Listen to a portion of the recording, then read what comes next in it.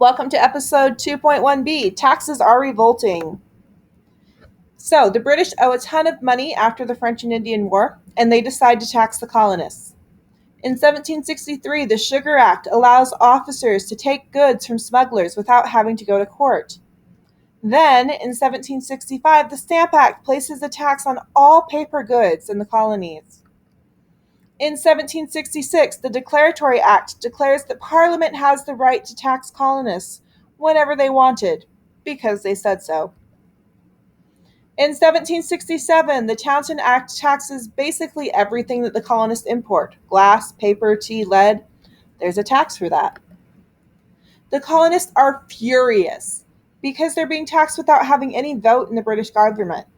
Their rallying cry is no taxation without representation. And they believed in the consent of the governed, which means that the power of a government comes from the people who you are governing. Samuel Adams forms the Sons of Liberty in Boston to protest the taxes by boycotting or refusing to buy British goods. In 1770, British troops and colonists in Boston, Massachusetts, got into a fight in which 5 colonists were killed. The event is engraved by Paul Revere, and it's used as propaganda to get more colonists to hate the British. Crispus Attucks, a black and Native American man, is one of the first people to be killed, and he's considered the first bloodshed in the American Revolution. Committees of Correspondence are a group that is dedicated to telling or to inform other colonies about the Boston Massacre and other things that the British are doing. Mercy Otis Warren writes many pieces of propaganda against the British. Abigail Adams also writes against the British, and she writes for women's rights.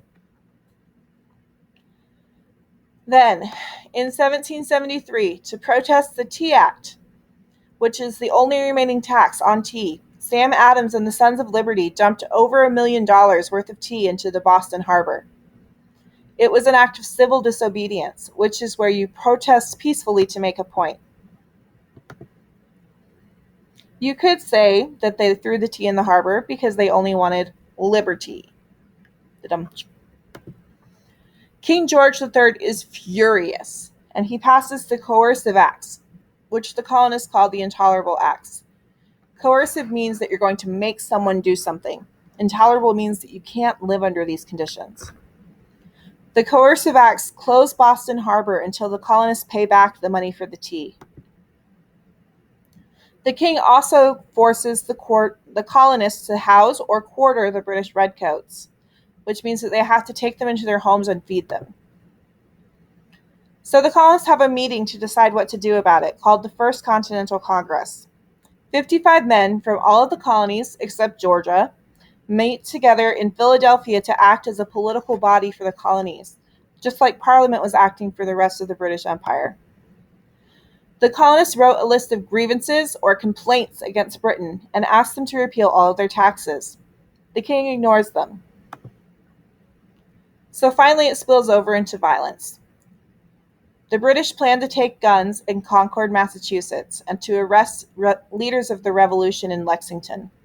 Paul Revere alerts the Minutemen, or militia who are ready in a minute, that the British troops are marching from Boston to Concord to seize colonist weapons. The Redcoats fought through the Minutemen at Lexington, but were defeated at Concord by the colonists. These first battles of the American Revolution are called the Shot Heard Round the World. And it divides the people who live in the colonies into two sides. Patriots are not just Liberty Junior High football players, but they are colonists who wanted to fight against Britain and to start their own country. Loyalists are colonists who remain loyal to Britain, and they didn't want to fight into a war.